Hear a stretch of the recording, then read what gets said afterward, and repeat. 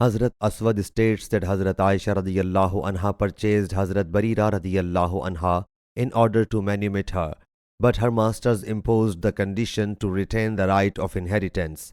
She therefore submitted, O Allah's Apostle sallallahu alaihi wasallam, I have purchased Barira in order to emancipate her, but her masters imposed the condition to retain the right of inheritance.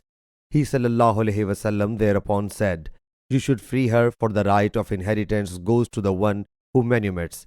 Or he sallallahu alaihi wasallam said, pay the price. The transmitter says, she purchased her, freed her, and gave her option. So she opted herself.